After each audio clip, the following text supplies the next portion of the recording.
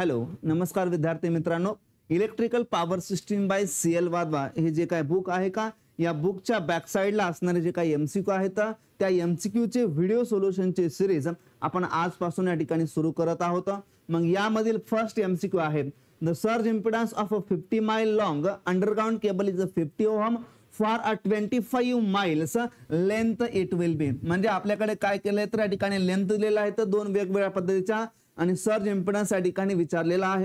आता पहिली गोष्ट आपल्याकडे सर्ज इम्पिडन्स बद्दल ही माहिती पाहिजे की जो काही सर्ज इम्पिडन्स आहे तो सर्ज इम्पिडन्स हा इंडिपेंडंट ऑफ द लेंथ असतो। म्हणजे तो या ठिकाणी लेंथ वरती डिपेंड आहे का, तर लेंथ वरती डिपेंड नाही आहे। म्हणजे पहिला पॉइंट जर आपल्याकडे हा आपल्याला माहिती असेल तर सर्ज इम्पिडन्स हा लेंथ कितीही वाढवू द्या किंवा कितीही कमी करू द्या हा लेंथ वरती डिपेंड असतो का, तर नसतो। म्हणजे या ठिकाणी जर ही आपल्याकडे पॉइंट क्लिअर असेल तर आपल्याकडे याचा आन्सर आपल्याला लगेच समजेल की लेंथ काही करू द्या आपला सर्ज इम्पिडन्स हा काय राहील तर फिक्स राहिला। म्हणजे फॉर 50 माइल लॉन्ग अंडरग्राउंड केबल जर याकडे 50 ओहम असेल तर 25 लॉन्ग लेंथ सुद्धा किती असेल आपल्याकडे तर 50 ओहम असेल। म्हणजे option number second that is B is the काय तर आपल्याकडे करेक्ट आन्सर आहे। सेकंड नंबरचा पॉइंट जो का आपल्याकडे सर्ज इम्पिडन्स आहे का त्याला आपण ZS असं म्हणू शकतो किंवा त्याला आपण काय करतो ZC या लेटरनं रिप्रेझेंट करतो। मग हा डिपेंड कोणावरती आहे तर it depends on characteristic of line. हा डिपेंड आहे कशावरती तर कॅरेक्टरिस्टिक ऑफ लाईन वरती डिपेंड आहे। मग कॅरेक्टरिस्टिक ऑफ लाईन म्हणजे काय असेल आपल्याकडे तर या ठिकाणी लाईनचा शेप कसा आहे किंवा लाईनची या ठिकाणी साईज कशी आहे याच्यावर डिपेंड आहे। आता शेप आणि साईज वरती डिपेंड कोण असतो तर शेप आणि साईज वरती आपल्याकडे लाईनचा असणारा इंडक्टन्स आणि लाईनचा असणारा काय तर कॅपॅसिटन्स डिपेंड आहे।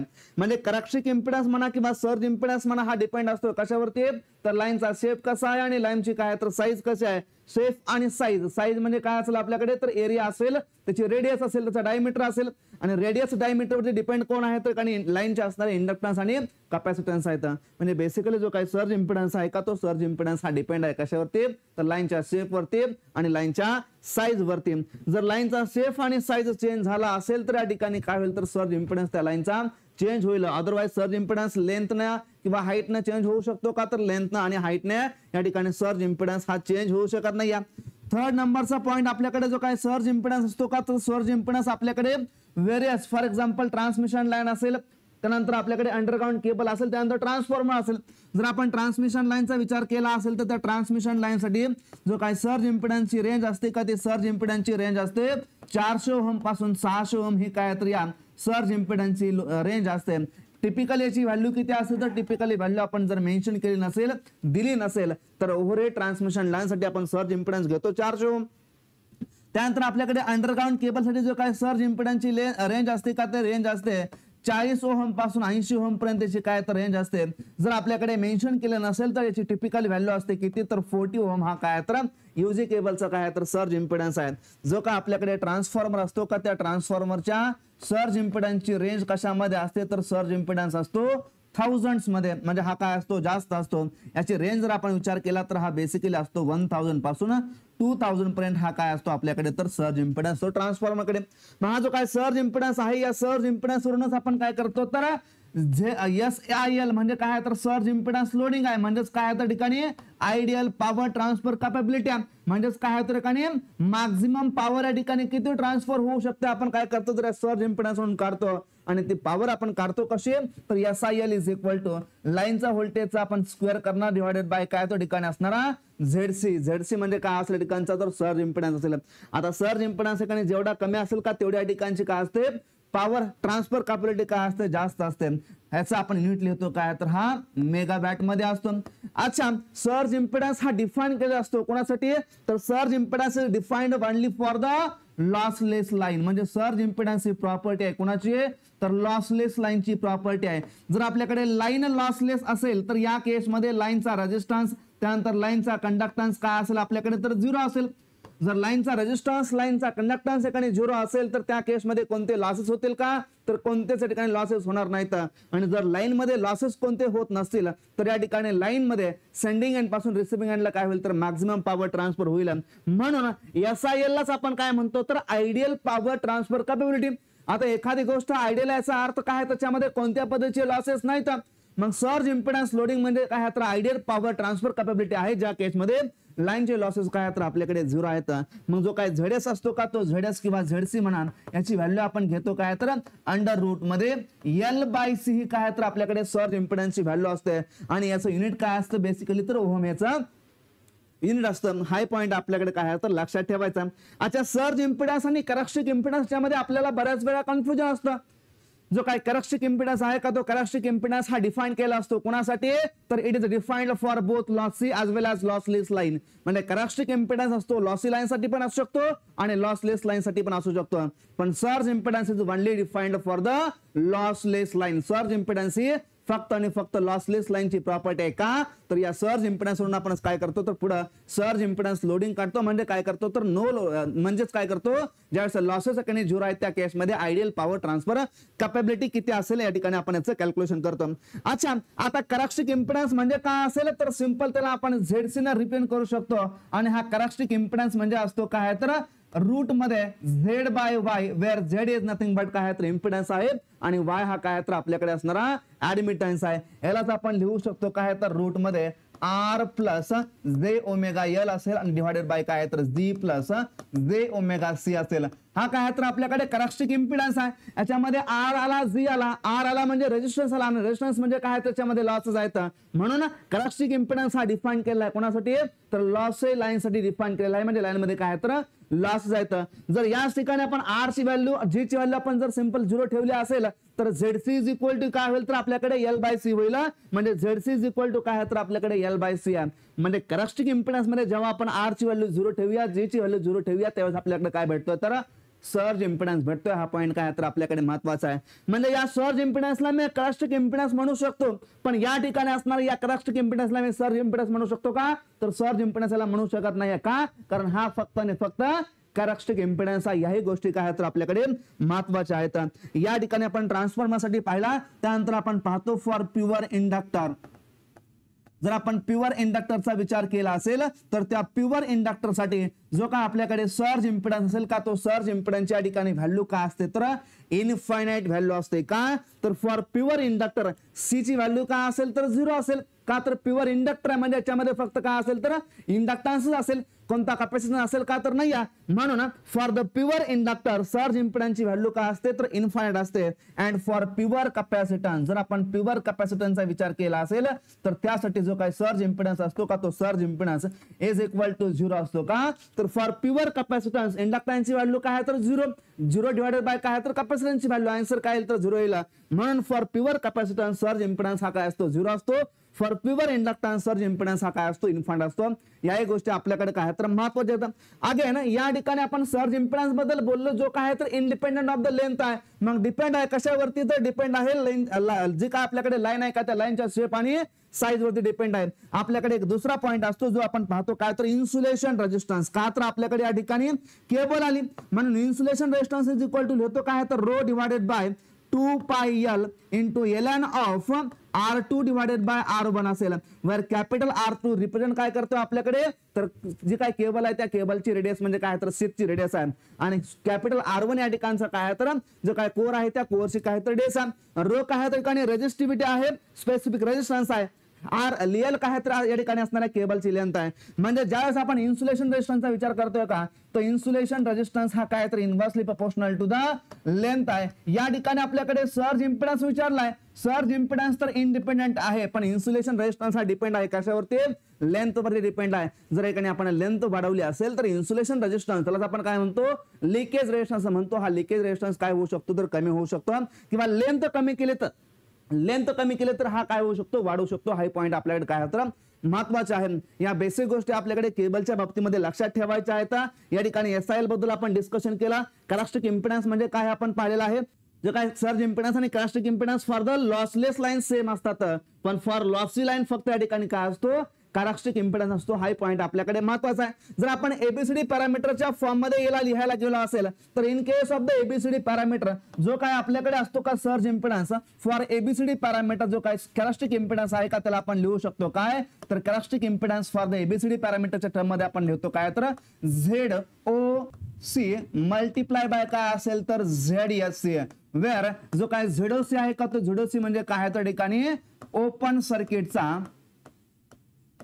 इनपुट इम्पिडन्स आहे आणि जो काय ZSC आहे का तो ZSC इज नथिंग बट काय आहे तर अगेन शॉर्ट सर्किट केस मधला इनपुट इम्पिडन्स आहे. मग जर आपण एखाद्या ओपन सर्किटचा इनपुट इम्पिडन्स काढलो अकॉर्डिंग टू एबीसीडी पॅरामीटर तर येतो का आपल्याकडे तर A/C येतो. आणि जो काय ZSC आहे का शॉर्ट सर्किटचा इनपुट इम्पिडन्स येतो का आपल्याकडे तर B/D येतो.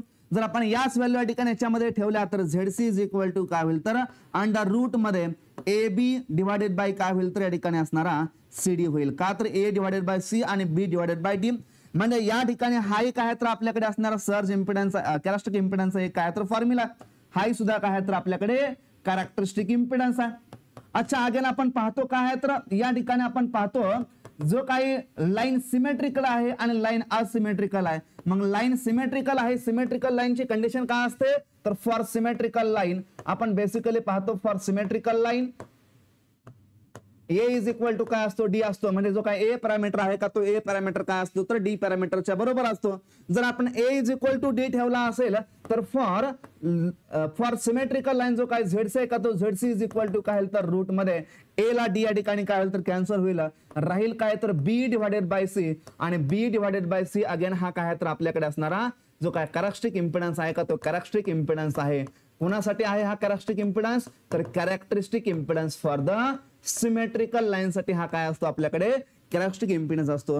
महाजनकोच्या एक्झाम मध्ये आपल्याकडे काय क्वेश्चन विचारला गेला होता तर महाजनकोच्या एक्झाम मध्ये आपल्याकडे ओपन सर्किटचा इनपुट इम्पिडन्स दिला होता आणि शॉर्ट सर्किटचा इनपुट इम्पिडन्स दिला होता आणि विचारलं काय होतं तर find characteristic impedance of the line विचारलं होतं. मग कॅरेक्टरिस्टिक इम्पिडन्स काय असतो तर ओपन सर्किटचा input impedance multiply by short सर्किटचा इनपुट इम्पिडन्स दोघांचं काय करायचं रूट मध्ये मल्टिप्लिकेशन करायचं आणि आपल्याकडे काय भेटतं लगेच याचा आन्सर भेटतं. म्हणजे याही गोष्टी काय तर महत्त्वाच्या आपल्याकडे कॅरेक्टरिस्टिक इम्पिडन्सच्या केसमध्ये. म्हणजे आपण कॅरेक्टरिस्टिक इम्पिडन्सचे फॉर्म्युले पाहिले 3 कोणते कोणते तर या ठिकाणी याला आपण Z/Y लिहू शकतो. अगेन हाच म्हणजे काय आहे तर R plus J⍵L divided by काय तर G प्लस J⍵C यालाच आपण लिहू शकतो काय तर रूट मध्ये L डिवायडेड बाय C. हा कधी आहे तर या ठिकाणी हा आहे फॉर लॉसलेस लाईन ज्या ठिकाणी आपण R इज इक्वल टू 0 आणि G इज इक्वल टू 0 ठेवला तर हा काय तर अगेन आपल्याकडे सर्ज इम्पिडन्स आहे आणि यालाच आपण लिहू शकतो काय तर रूट मध्ये B divided by C.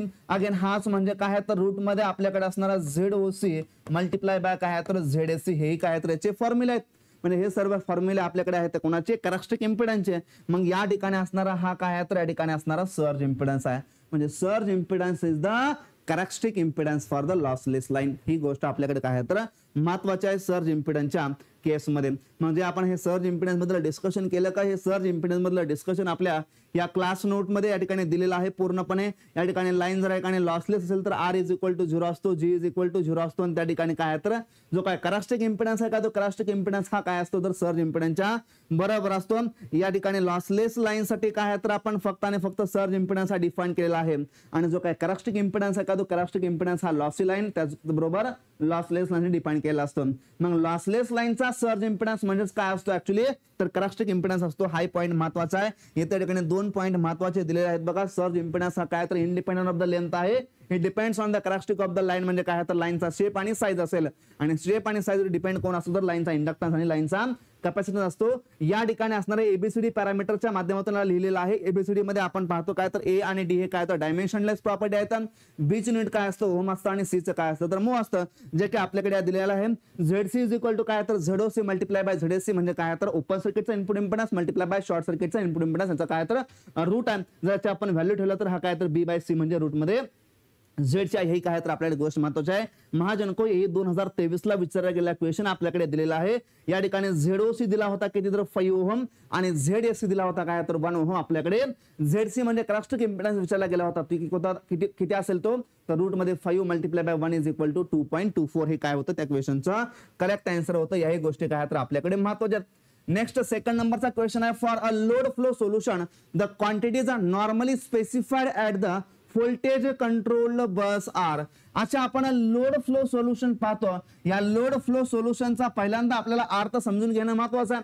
Load flow study म्हणजेच काय असतं ऍक्च्युअली तर जे काय पॉवरचा फ्लो आहे from sending end to receiving end कशा पद्धतीने फ्लो होऊ शकतो with the help of the various buses, त्यालाच आपण काय म्हणतो तर लोड फ्लो स्टडी असं म्हणतो. मग या लोड फ्लो स्टडी मध्ये आपण बेसिकली काय पाहतो तर नंबर ऑफ बसेस पाहतो. या नंबर ऑफ बसेस मध्ये आपल्याकडे काय असेल तर एक लोड बस असेल, त्यानंतर दुसरे असते जनरेटर बस, त्यानंतर असते स्लॅक ऑर स्विंग, त्यालाच आपण रेफरन्स बस असं म्हणतो, आणि त्यानंतर असते कोणते व्होल्टेज कंट्रोल बस असतात. मग या बस मध्ये या बसला रिप्रेझेंट करायचा, मग कोणती बस असेल तर त्या बसचं रिप्रेझेंट करतो काय तर रिअल पॉवर त्या बसची काय असेल, रिॲक्टिव्ह पॉवर काय असेल, त्यानंतर त्या बसचा फेज अँगल काय असेल, आणि त्यानंतर त्या बसच्या ठिकाणी असलेली काय तर व्होल्टेजचे मॅग्निट्यूड. म्हणजे कोणतीही बस असू दे त्या बसच्या ठिकाणी आपण काय करतो तर 4 क्वांटिटी घेण्याचा प्रयत्न करतो. मग त्या 4 क्वांटिटी कोणत्या, रिअल पॉवर पी असेल, रिॲक्टिव्ह पॉवर क्यू असेल, व्होल्टेजचे मॅग्निट्यूड व्ही असेल, आणि काय तर फेज अँगल डेल असेल. म्हणजे या ठिकाणी या काय तर 4 क्वांटिटीज आहेत स्पेसिफाईड करायचे आहेत कोणाला तर बसला. मग जर या बसचं आपण क्लासिफिकेशन पाहिलं तर बसचं आपण क्लासिफिकेशन करतो काय तर बेसिकली 4 टाइप मध्ये क्लासिफाय करतो, लोड बस, जनरेटर बस, त्यानंतर स्विंग और स्लॅक बस, आणि त्यानंतर काय तर व्होल्टेज कंट्रोल बस. मग याच्यामध्ये जे काय लोड बसेस असतात का, ह्या लोड बसेस या ठिकाणी काय असतात तर पॉवर सिस्टीम मध्ये मॅक्झिमम असतात. यांचं पर्सेंटेज असतं किती तर 80 to 90% are the load buses in the power system. ज्या काही जनरेटर बसेस असतात का, या जनरेटर बसेस आपल्याकडे पॉवर सिस्टीम मध्ये असतात किती तर 10 to 20% are the generator buses. या जनरेटर बस मधूनच आपण काय करतो तर एका बसला ऍज अ स्विंग बस, त्यालाच आपण ऍज अ स्लॅक, और त्यालाच आपण ऍज अ रेफरन्स बस घेतो. म्हणजे जे काही जनरेटर बस आहे का, त्या जनरेटर बस मधून लार्जेस्ट साईजची बस आपण घेतो, ती बस म्हणजेच कोणती असते तर त्या बसला आपण स्लॅक बस, स्विंग बस और रेफरन्स बस म्हणतो. आणि या बसचा आपण उपयोग करतो काय तर जे आपल्याकडे होल पॉवर सिस्टीम आहे का, त्या होल पॉवर सिस्टीम मध्ये होणारे लॉसेसला रिप्रेझेंट करण्याचं जर काम कोण करत असेल तर या ठिकाणी असणारे रेफरन्स बस करते. म्हणजे आपण सेंडिंग एंड पासून रिसिव्हिंग एंडला पॉवर तर पाठवली, पण पॉवर पाठवणार जेवढी आपण पॉवर पाठवली तेवढी रिसिव्हिंग एंडला गेली का तर नाही. या पॉवरच्या मध्ये काहीतरी लॉस झाला, आणि त्या लॉसलाच रिप्रेझेंट करायचं आहे कोण करता तर या ठिकाणी असणारी स्विंग बस रिप्रेझेंट करते. त्याचबरोबर या बाकी बसेसचा रेफरन्स कोण असतो तर या ठिकाणी असणारी स्विंग बस असते. म्हणून स्विंग बसला आपण काय म्हणतो तर रेफरन्स बस असं म्हणतो. आणि ही रेफरन्स बस आपण घेतो नेहमी कोणामधून तर जनरेटर बस मधून घेतो. त्यानंतर आपल्याकडे असते काय तर व्होल्टेज कंट्रोल्ड बस. व्होल्टेज कंट्रोल बस ही आपल्याकडे असते. या व्होल्टेज कंट्रोल बस मध्ये आपल्याकडे जे काय रिॲक्टिव्ह पॉवर आहे का, ते रिॲक्टिव्ह पॉवरची व्हॅल्यू काय असते बेसिकली 0 असते. आणि या ठिकाणी रिअल पॉवर पी आणि या ठिकाणी व्होल्टेजची मॅग्निट्यूड स्पेसिफाय केली असते. रिॲक्टिव्ह पॉवरची व्हॅल्यू 0 असते, आणि या ठिकाणी आपल्याकडे फेज अँगल डेल हा या ठिकाणी काय असतो अननोन असतो. या काय तर आपल्याकडे बसेसचं काय तर क्लासिफिकेशन आहे. मग आपण या ठिकाणी हे जे काय बसेस आहेत या बसेस बद्दल एक चार्ट पाहूया. या क्वेश्चनचा आन्सर काय असेल तर आपल्याकडे व्होल्टेज कंट्रोल बस दिलेला आहे, आणि या व्होल्टेज कंट्रोल बस मध्ये स्पेसिफाईड व्हॅल्यू आपल्याकडे विचारतात. म्हणजे काय व्होल्टेज कंट्रोल बस आहे का, त्या व्होल्टेज कंट्रोल्ड बस मध्ये ज्या काही स्पेसिफाय क्वांटिटी असतात, काय स्पेसिफाय क्वांटिटी असतात real power P and magnitude of the voltage, आणि अननोन क्वांटिटी असतात कोणत्या तर या ठिकाणी phase angle del and reactive power Q. पण या रिॲक्टिव्ह पॉवर क्यू ची व्हॅल्यू काय असते बेसिकली 0 असते.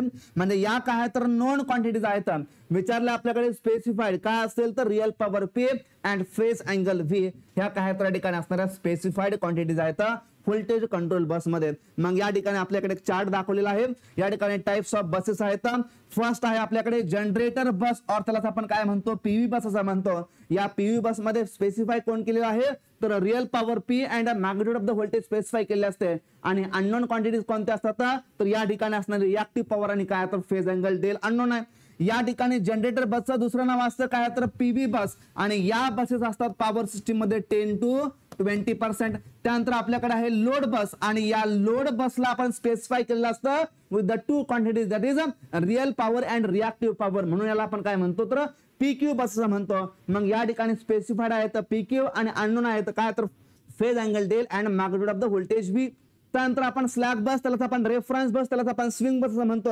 जर ही बस या ठिकाणी रेफरन्सला असेल तर या ठिकाणी ह्याच्या काही स्पेसिफाईड क्वांटिटी मध्ये आपण घेतो काय त्या ठिकाणी याच्यामध्ये व्होल्टेज या बस स्पेसिफाय केलेला असतं, आणि फेज अँगलचा काय असतो तर नेहमी 0 ला असतो. का तर हे रेफरन्स बस आहे. अननोन काय असतं याच्यामध्ये तर आपल्याकडे रिअल पॉवर आणि रिॲक्टिव्ह पॉवर याची कॅल्क्युलेट करायची असते. त्यानंतर आपण व्होल्टेज कंट्रोल बस पाहतो. याच्यामध्ये अगेन काय तर आपल्याकडे P and magnitude of the voltage specify आहे, आणि अननोन काय आहे आपल्याकडे, तर अननोन आपल्याकडे फेज अँगल डेल आहे आणि रिएक्टिव्ह पॉवर क्यू ज्याची की व्हॅल्यू काय असते आपल्याकडे बेसिकली 0 असते. म्हणजे व्होल्टेज कंट्रोल बस, त्यानंतर जनरेटर बस, त्यालाच आपण पीव्ही बस असं म्हणतो. या बसमध्ये आपल्याकडे काय आहे तर स्पेसिफाईड क्वांटिटी सेमच आहेत आणि अनस्पेसिफाईड क्वांटिटी काय आहे तर सेमच आहेत. फक्त त्याच्यामध्ये रिएक्टिव्ह पॉवरची व्हॅल्यू 0 नाही आहे, पण या ठिकाणी रिएक्टिव्ह पॉवरची व्हॅल्यू काय तर 0 आहे. अगेन आपण या ठिकाणी जनरेटर बस बद्दल इम्पॉर्टंट डिस्कशन करतो. जे काय जनरेटर बस आहे का, त्या जनरेटर बस मधून जे काय एक बस असेल का, ते एक बस आपण काय करतो तर ऍज अ स्लॅक बस मधून घेतो. मग ही जी काय स्लॅक बस असेल की स्लॅक बस ऑलवेज कुठून घ्यायची, तर या जनरेटर बस मधून घ्यायची. बाकी दुसऱ्या कोणत्या बस मधून याला घ्यायचं का तर नाही. आता या ठिकाणी जनरेटर बस आहे, त्यानंतर पीव्ही बस आहे. जर या ठिकाणी आपल्याकडे पीव्ही बस असं म्हटलं असेल तर या पीव्ही बस मधून अगेन या ठिकाणी स्लॅग बसला घ्यायचं का, तर या ठिकाणी इथून स्लॅग बसला घ्यायचं नाही. आपल्याला कोणी व्होल्टेज कंट्रोल बस म्हटलं असेल आणि या व्होल्टेज कंट्रोल बस मधून अगेन जर कोण स्लॅग बस घेत असेल तर अगेन त्या स्लॅग बसला घ्यायचं नाही का, तर जे काय स्लॅग बस आहे, जे काय स्विंग बस आहे, जे काय रेफरन्स बस आहे का, ते reference bus is nothing but काय तर का जनरेटर बस आहे, जी काय तर लार्जेस्ट साईजची बस आहे आणि तिला आपण काय करतो तर ऍज अ रेफरन्स म्हणून घेतोय. म्हणजे क्वेश्चन मध्ये जर आपल्याकडे फक्त आणि फक्त जनरेटर बस असं स्पेसिफाय केलेलं असेल तर त्याच बस मधून एका बसला स्लॅग बस मधून घ्यायचं. अदरवाइज कुठल्याच बाकी बस मधून काय करायचं नाही, रेफरन्स बस कन्सिडर करायची नाही, स्लॅग बस कन्सिडर करायची नाही. हा पॉईंट काय तर आपल्याकडे महत्वाचा आहे. आता जे काय ठिकाणची लोड बस आहे का, त्या लोड बसेसचं पर्सेंटेज असतं किती असतं तर 80 to 90% ह्या आपल्याकडे लोड बसेस असतात. या लोड बसचं ठिकाणी दुसरं नाव असतं काय तर फिक्स्ड शंट कॅपॅसिटर बस. फिक्स्ड शंट कॅपॅसिटर बस ह्या काय तर लोड बसेस अगेन काय तर दुसरं नाव आहे. हे जे काय व्होल्टेज कंट्रोल बस आहे का, या व्होल्टेज कंट्रोल बसचं दुसरं नाव असतं काय तर रिएक्टिव्ह पॉवर सपोर्ट बस. रिएक्टिव्ह पॉवर सपोर्ट बस हे काय ठिकाणी असणाऱ्या व्होल्टेज कंट्रोल बसचं काय तर नाव आहे. याही गोष्टी काय तर आपल्याकडे महत्वाच्या आहेत. मग याच्यामध्ये आपल्याकडे एक क्वेश्चन असतो, आपल्याकडे जे काय नंबर ऑफ बसेस आहेत या नंबर ऑफ बसेस किती आहेत, कशा असतील. मग याच्यामध्ये आपल्याकडे क्वेश्चन असतो काय तर कोणत्या बसमध्ये कोणती क्वांटिटी स्पेसिफाय केलेली आहे. त्याचबरोबर जो आपण साईज ऑफ जॅकोबियन मॅट्रिक्स पाहतो का, त्या साईज ऑफ जॅकोबियन मॅट्रिक्स वरती आपल्याकडे ठिकाणी क्वेश्चन असतो. मग तो क्वेश्चन कसा असतो आपण एक क्वेश्चन कन्सिडर करूया. अगेन हा महत्वाचा क्वेश्चन आहे जो की 2014 एला अदर स्टेटच्या एक्झाम मध्ये आलेला होता. हा क्वेश्चन घेण्याचा पाठीमागे अगेन हा सेल वादवामधील क्वेश्चन नाही आहे, पण हा क्वेश्चन घेण्याच्या पाठीमागचं लॉजिक आहे, त्याच्यामध्ये आपल्याकडे कॉन्सेप्ट आहे, ते कॉन्सेप्ट आपल्याला शिकायच्या. A power system consists of 300 buses, out of which 20 buses are the generator buses, 25 buses are the one with a reactive power support buses, and 15 buses are ones with the fixed shunt capacitors. All the other buses are load buses. It is proposed to perform a load flow analysis in the power system using the Newton-Raphson method. The size of the Newton-Raphson Jacobian matrix is. आता आपल्याकडे question असतो काय तर जॅकोबियन मॅट्रिक्सची size find out करा. मग या ठिकाणी आपण लिहितो काय तर साईज ऑफ जॅकोबियन मॅट्रिक्स. मग साईज ऑफ जॅकोबियन मॅट्रिक्स आपल्याकडे फॉर्म्युला असतो काय तर 2n minus m minus 2 cross 2n minus m minus 2. वेळ याच्यामध्ये जो काय आपल्याकडे असणारा n काय आहे तर n is nothing but the total number of buses. Total number of buses हा काय तर n आहे. त्यानंतर n हा काय आहे तर n is nothing but the total number of PV buses.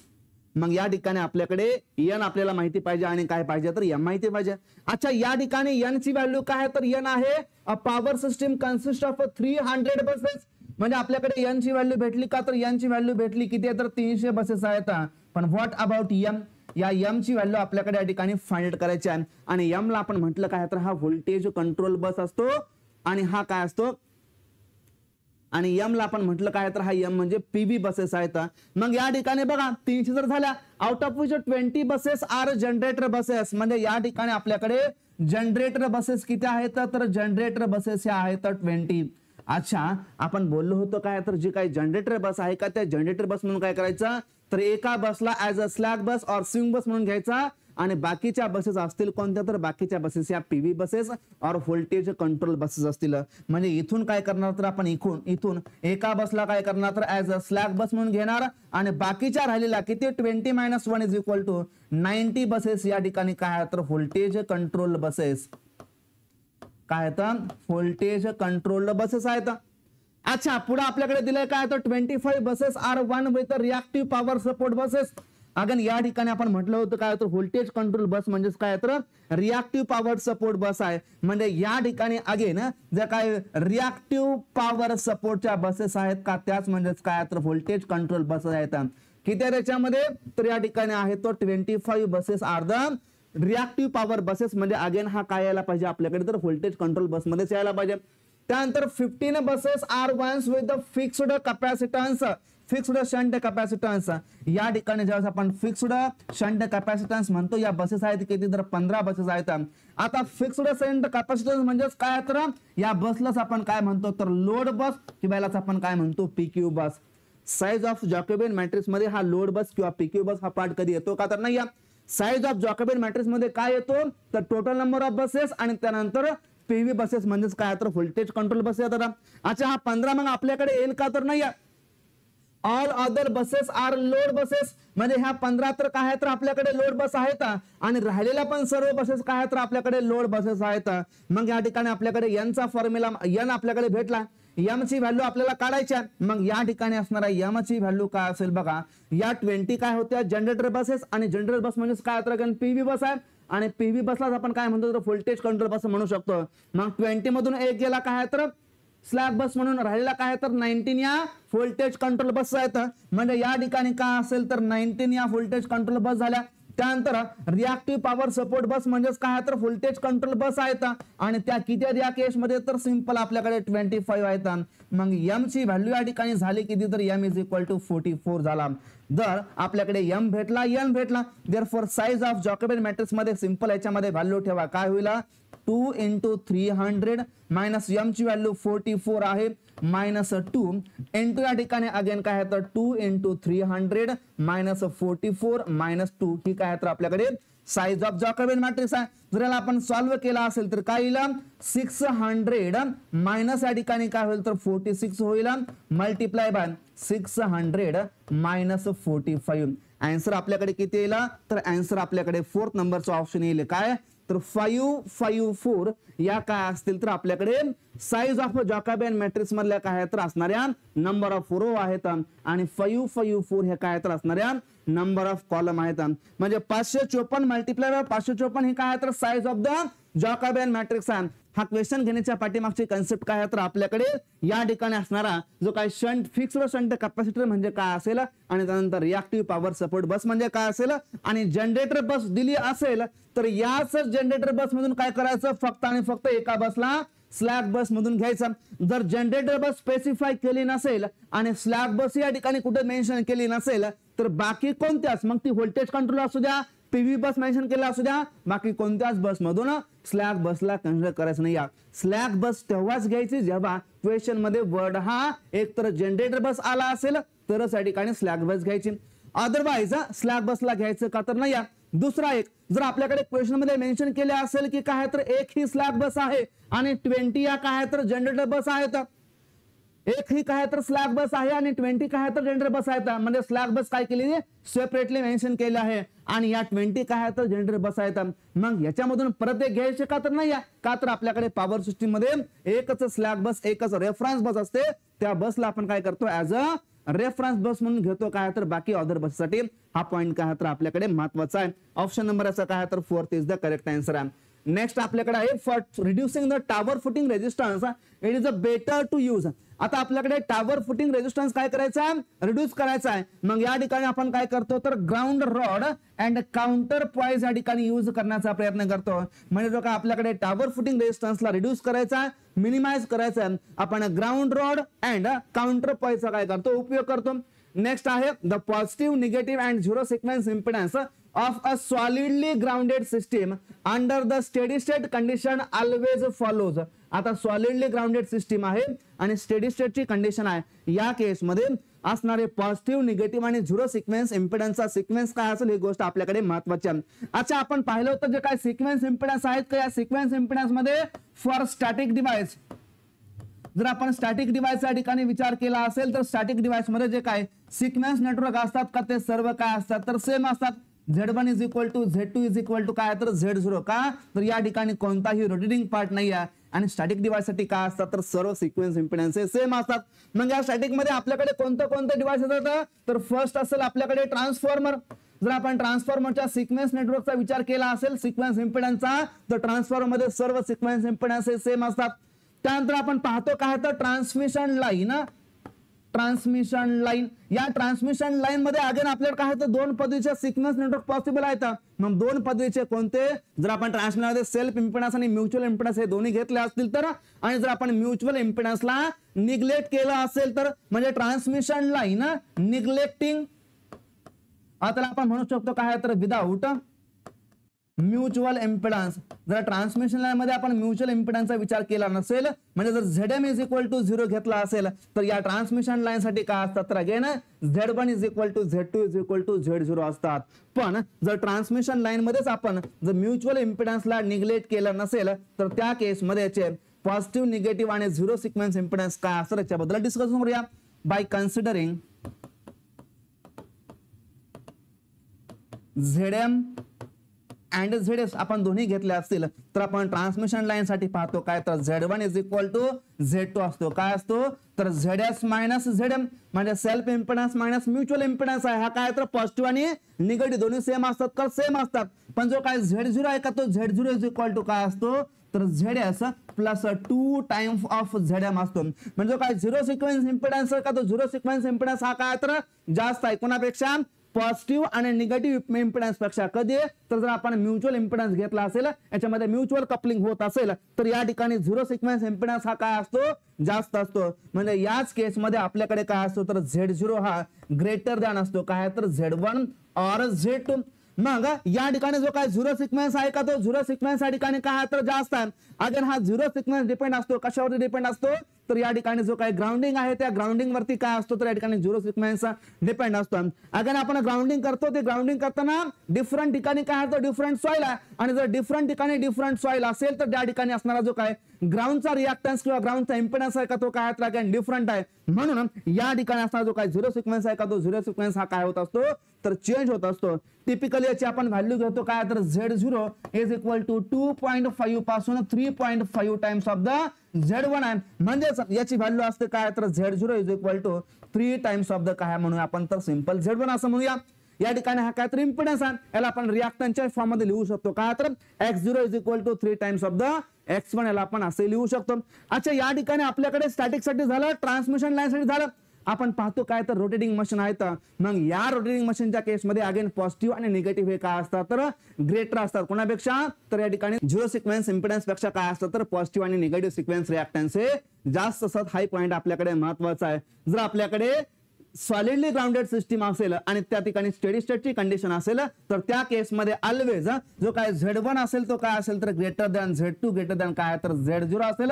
कारण सॉलिडली ग्राउंडेड सिस्टीम आहे याचा अर्थ काय तर जे काय ग्राउंडिंग करताना जो काय आपण इम्पिडन्स वापरू का तो इम्पिडन्स काय असतो तर 0 असतो आणि ग्राउंडिंग करता जर इम्पिडन्स 0 असेल तर त्या ठिकाणी काय असेल तर Z0 हा नक्की यांच्यापेक्षा काय असेल तर स्मॉल असेल. हाय पॉईंट आपल्याकडे महत्वाचा ऑप्शन नंबर ए याचं काय तर करेक्ट आन्सर आहे. मग या ठिकाणी आपल्याकडे चार्ट दाखवला आहे ट्रान्समिशन लाईन साठी बघा पॉझिटिव्ह आहे निगेटिव्ह आहे रिएक्टन्स दाखवलेला आहे. तर या ठिकाणी हा काय तर X0 is equal to 3 times of X1 depend आहे कशावरती सॉइलच्या कंडिशनवर डिपेंड आहे. ट्रान्सफॉर्मर साठी सर्व काय तर आपल्याकडे सेमच आहेत.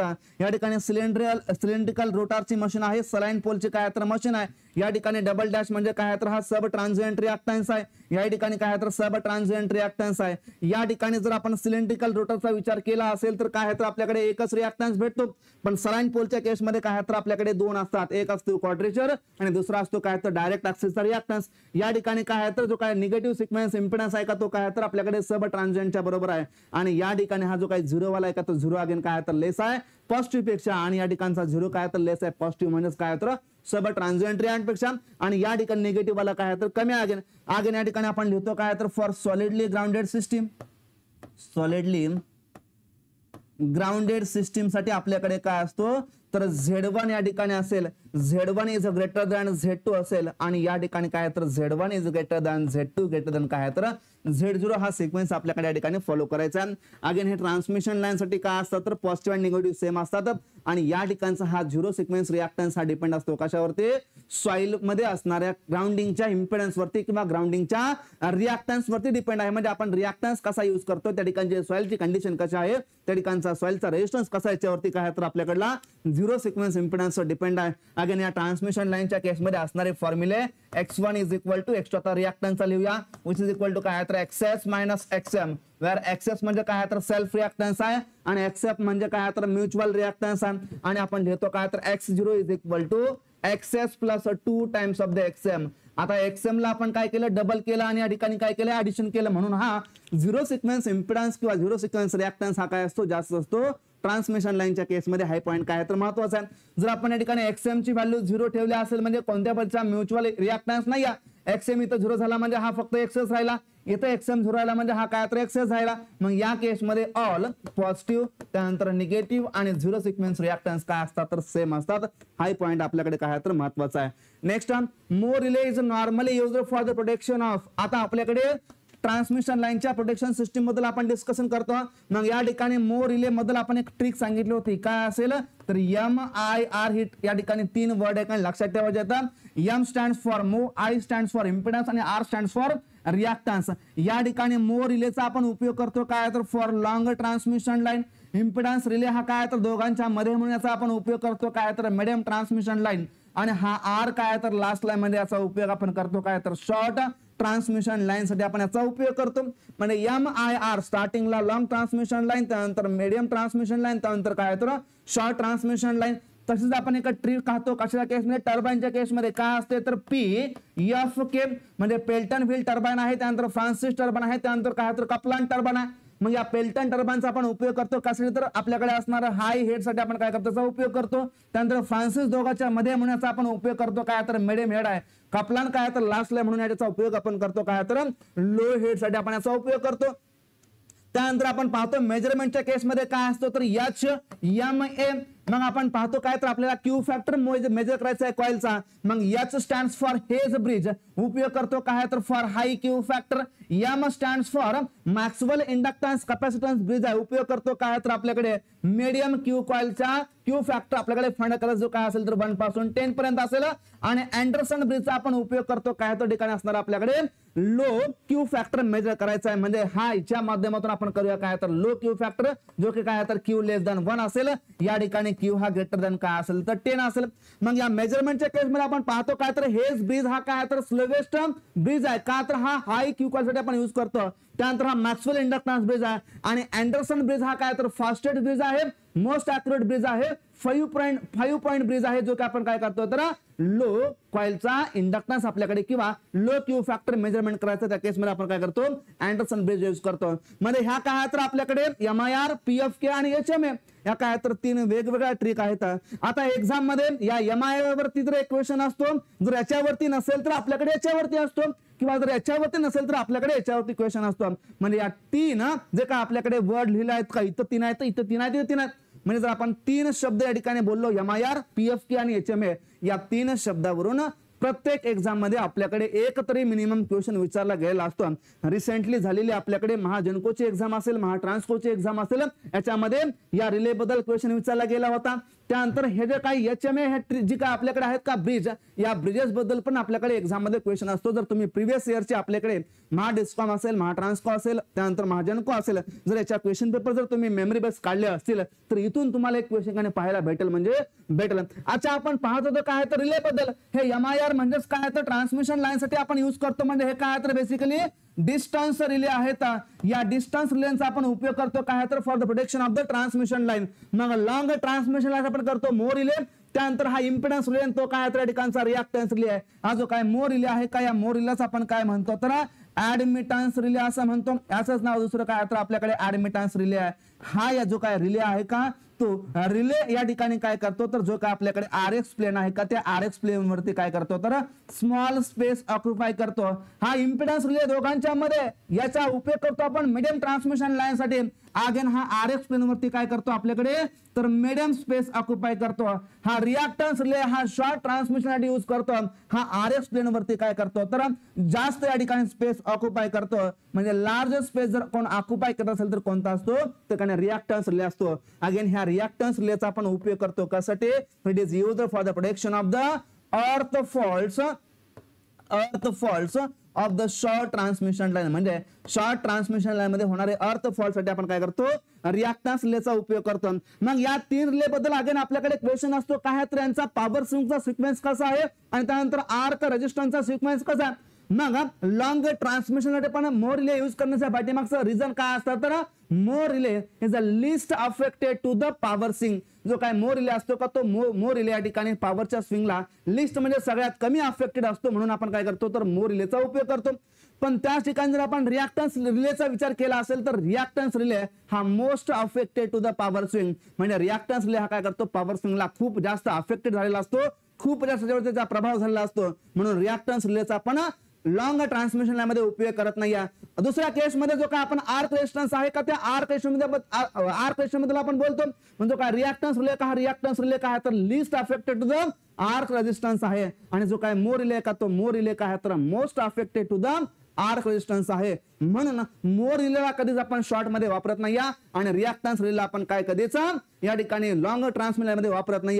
या दोघांच्या मध्ये कोण असतो नेहमी तर या दोघांच्या मध्ये असतो आपल्याकडला हा इम्पिडन्स रिले असतो. हाय पॉइंट आपल्याकडे काय तर महत्वाचा आहे. या ठिकाणी जर आपण याच्या जे काय RX प्लेन डायग्रामचा विचार केला असेल तर डायग्राम असते आपल्याकडे काय तर मोर रिले आहे. मोर रिलेचे आपल्याकडे डायग्राम काहीशी अशा पद्धतीचे असते. या ठिकाणी R असेल, या ठिकाणी X असेल. याच्या आतमध्ये हा काय करतो ऑपरेट करतो, याच्या बाहेर हा काय करतो ट्रिप करतो.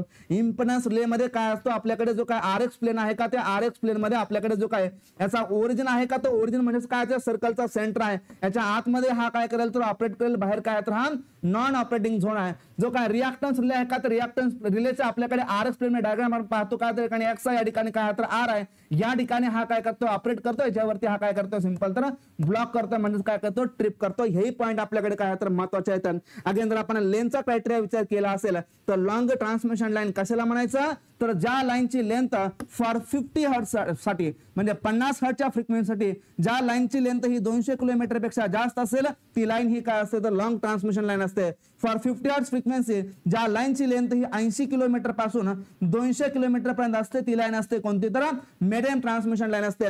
शॉर्ट ट्रान्समिशन कशा म्हणायचं तर ज्या लाईनची लेंथ ही 80 किलोमीटर पेक्षा कमी असते कोणासाठी तर 50 किलोमीटर फ्रिक्वेन्सीसाठी त्याला आपण काय म्हणतो शॉर्ट ट्रान्समिशन लाईन असं म्हणतो.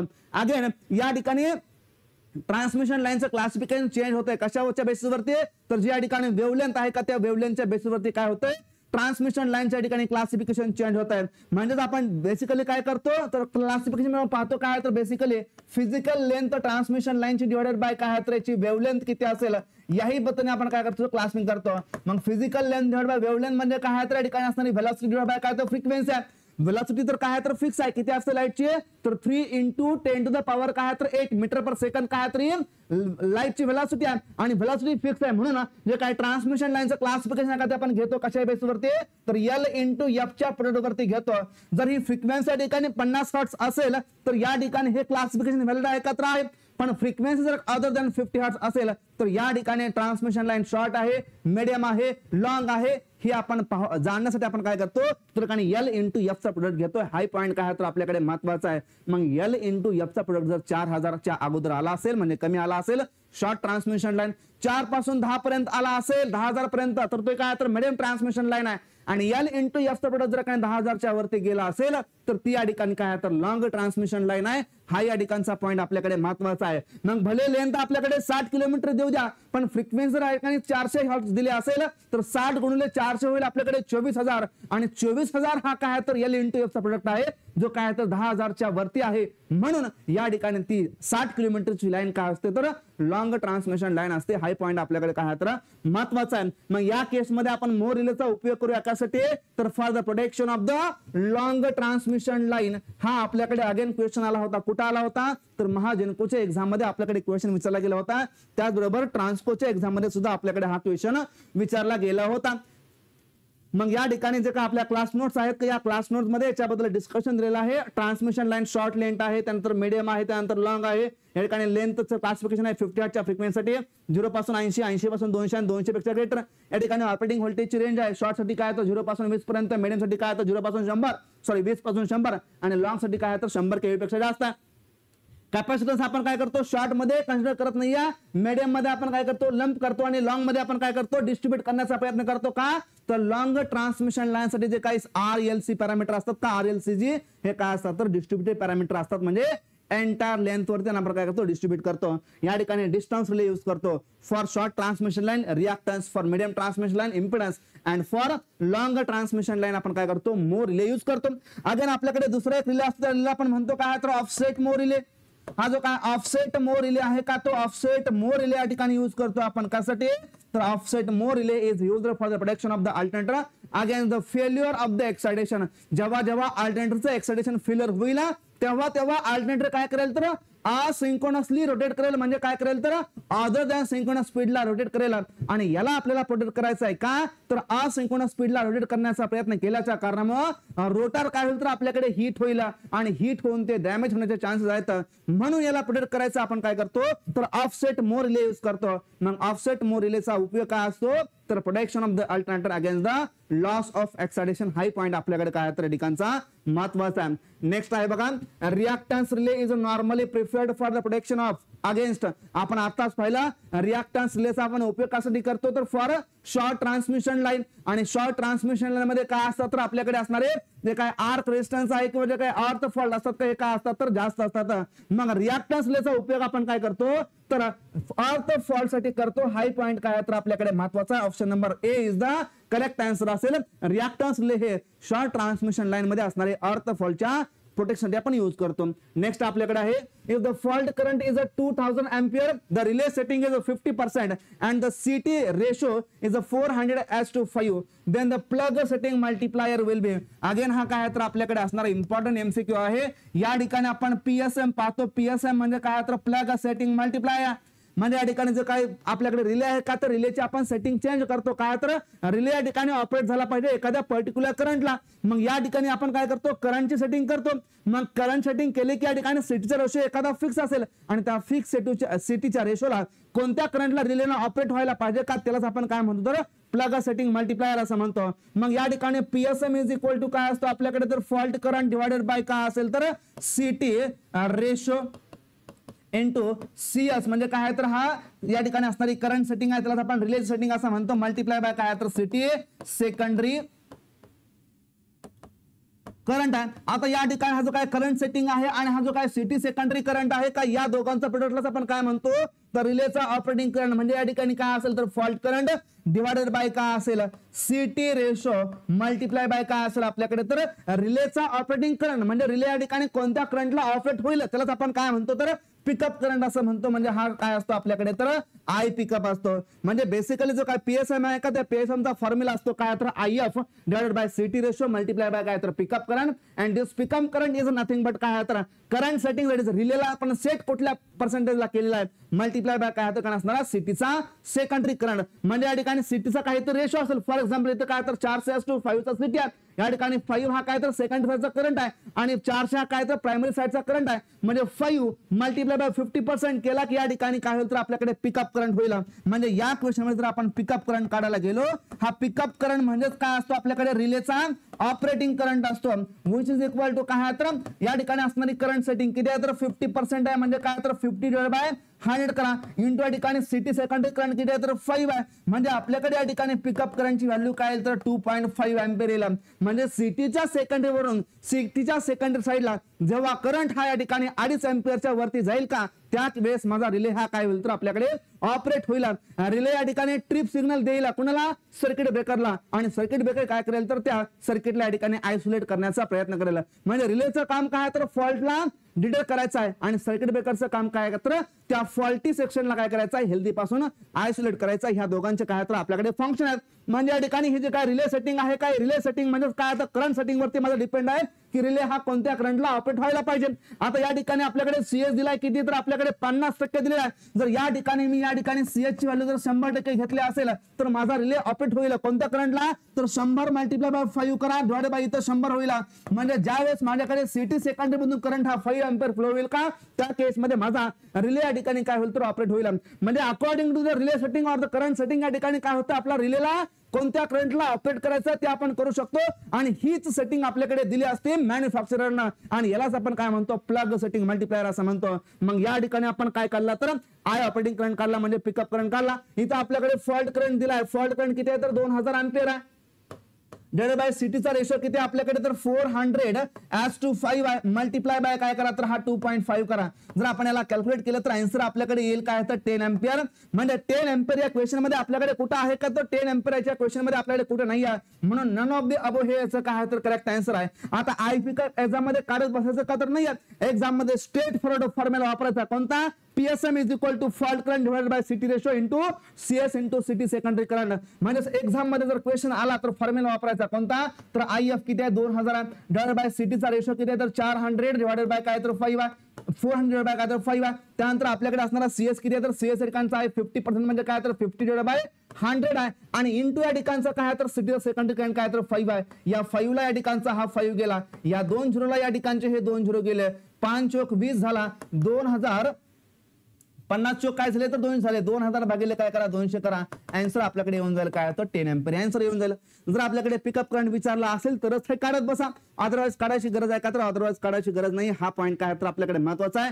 या क्वेश्चनचा करेक्ट आन्सर काय तर 10 अँपिअर. 10 अच्छा PSM हा अँपिअर मध्ये असेल का तर नाही. या ठिकाणी याचं युनिट असतं का, कोणतं तर याचं युनिट नसतं. म्हणजे या ठिकाणी काय असेल तर 10 हा या ठिकाणचा काय तर प्लग सेटिंग मल्टिप्लायर असेल. या ठिकाणी जो काय आपल्याकडे प्लग सेटिंग मल्टिप्लायर आहे का तो काय असेल आपल्याकडे तर 10 असेल. हा पॉईंट काय तर महत्वाचा आहे, कारण प्लग सेटिंग मल्टिप्लायरला आपण अँपिअर हे युनिट देऊ शकत नाही. हा पॉईंट काय तर महत्वाचा, कारण सगळे युनिट हे काय तर आपल्याकडे अँपिअर मध्ये आहेत. अँपिअर सर्वांचे कॅन्सल होईल. ऑप्शन नंबर डी याचा काय तर करेक्ट आन्सर आहे. मग याच हे जे काय PSM आहे की या PSM बद्दल आपल्या क्लासच्या नोट्स मध्ये काही डिस्कशन दिलेलं आहे. याच्यामध्ये क्वेश्चन या ठिकाणी घेतलेला आहे. याच्यामध्ये हा क्वेश्चनचा आन्सर आहे आपल्याकडे पिकअप करंट किंवा त्याला आपण आय ऑपरेटिंग करंट असं म्हणतो. त्यानंतर याच्यावरून आपण काय करतो PSM काढतो, याची डेफिनेशन वगैरे याच्यामध्ये पूर्णपणे दिलेलं आहे. Carrier current protection scheme is normally used for, आता जे काही कॅरियर करंट प्रोटेक्शन स्कीम आहे का या स्कीमचा आपण उपयोग करतो कशासाठी, for the protection of extra high voltage line असेल, त्यानंतर अल्ट्रा हाय व्होल्टेज लाईन असेल, या लाईनच्या प्रोटेक्शन साठी आपण काय करतो तर याचा उपयोग करतो. म्हणजे एक्स्ट्रा हाय और ultra high voltage transmission line, कोणती लाईन आहे तर ट्रान्समिशन लाईन जी काय असते ओव्हरहेड लाईन असेल, म्हणजे यासाठी आपण काय करतो त्याचा उपयोग करतो. मग आपल्याकडे ऑप्शन मध्ये काय आहे तर HV ट्रान्समिशन लाईन म्हणली, HV केबल्स म्हणली, HV ट्रान्समिशन केबल, याचा आपण उपयोग केबलसाठी करतो का तर नाही. म्हणजे केबल इथं आहे, केबल इथं आहे, हे दोन ऑप्शन गेले. राहिला कोणता तर ऑप्शन नंबर फर्स्ट हाय व्होल्टेजच्या ट्रान्समिशन लाईन साठी. मग हाय व्होल्टेज मध्ये आपण त्याच्यावरती पाहतो एक्स्ट्रा हाय, त्यानंतर काय होतं अल्ट्रा हाय व्होल्टेजच्या लाईन साठी आपण काय करतो तर कॅरियर करंट प्रोटेक्शन स्कीमचा उपयोग करतो. हाय पॉईंट आपल्याकडे काय तर महत्वाचा. नेक्स्ट आहे the ratio of the reset to pickup current for a induction cup relay is, आता आपल्याकडे रेशो विचारला आहे कुणाचा तर reset to pickup current. Again हा फॅक्च्युअल क्वेश्चन आहे. या क्वेश्चनचा आन्सर काय असेल तर option number A for induction cup relay याचे आन्सर असतं काय तर याचा रेशो असतो काय तर 0.99 अँड फॉर वॅट आवर स्ट्रक्चरचा जो काय आपल्याकडे रिला आहे का त्यासाठी आपला आन्सर असतं काय तर 0.67 अँड फॉर इंडक्शन असतं किती 0.99. म्हणजे 0.99 हा काय तर आपल्याकडे हाय रेशो जो काय असतो इंडक्शन कप रिलेचा असतो. हाय पॉईंट आपल्याकडे काय तर महत्वाचा आहे. या ठिकाणी आपण नेक्स्ट क्वेश्चन पाहतो. The rotation of the disc of an induction disc relay under the poles is, आता या ठिकाणी rotation of the disc of an induction disc relay under the pole is, हे जे काही रोटेशन आहे हे रोटेशन कसं असतं तर याचं रोटेशन बेसिकली असतं from unshaded to the shaded pole. म्हणजे ऑप्शन नंबर काय आहे त्याचा first that is A is the correct answer आहे. जे काही डिस्क आहे का त्या डिस्कचं रोटेशन आपल्याकडे असेल कसं तर या ठिकाणी from unshaded pole to the shaded pole. आपण शेडेड पोल इंडक्शन मोटर पाहतो, याच्या केसमध्ये सुद्धा रोटेशन काय असतं तर अनशेडेड पासून शेडेड पोल कडे असतं. आणि या ठिकाणी असणारा जे काही डिस्क आहे का इंडक्शन डिस्क रिलेचे त्या सुद्धा रोटेशन काय असतं आपल्याकडे तर अनशेडेड पोर्शन पासून शेडेड पोर्शन कडे असतं. हाय पॉइंट काय आहे तर आपल्याकडे महत्वाचा आहे. या सेशन मध्ये आपण जे काय सीएल वादवा एमसीक्यू सिरीज आहे काय त्यामधले 10 इम्पॉर्टंट एमसीक्यू पाहिलेले आहेत. नेक्स्ट क्लास मध्ये आपण याच्या पुढच्या पार्ट्स बद्दल डिस्कशन करूया. या ठिकाणी आपण थांबूया. Thank you very much.